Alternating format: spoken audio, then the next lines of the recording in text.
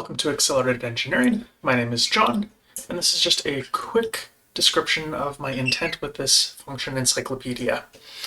I've started a function encyclopedia because Excel has a lot of functions, many of which I'm not familiar with, and I would like to be. So what I'm doing is making a short video for each function, one by one, that just gives a short description of what the function does. It talks about the input arguments and the options for those and how it can be manipulated, and then discusses some of the limitations on those functions. So for example, with the binary to decimal function, it talks about how it converts from binary to decimal and how the limits of the function are based on Excel's representation of binary and how there's an option to determine how many places are shown for some of these functions, and just stuff like that.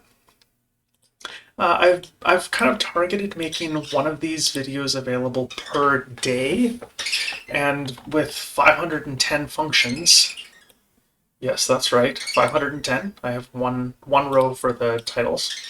That should keep me busy for the next year or so. Maybe if I get far enough ahead, I'll release a whole dump of them all at once, but we'll see how it goes. There's no particular order that I'm committed to doing this in. So if there's a function that you want to see sooner or see explained more quickly, then go ahead and comment it below, and I'll probably look at it more quickly. Otherwise, don't click on this playlist and watch through them in order. That's just a brain deadening. That would be a terrible use of time.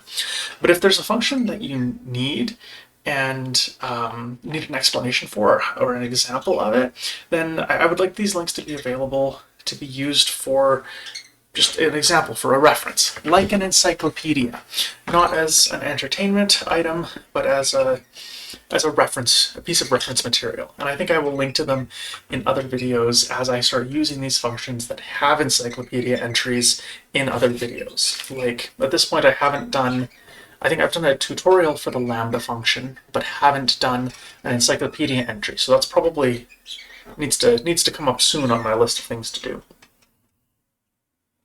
Anyway, that concludes everything I have to say about this. If you're interested in using this library of functions, or this library of function explanations, please subscribe and hit like on the videos that you use so that I kind of know which ones are getting used and which ones are helpful, which ones are popular. And again, comment if there's a function that you want to see. Yeah, thank you for watching, and I hope that you're having a great day. Happy excelling.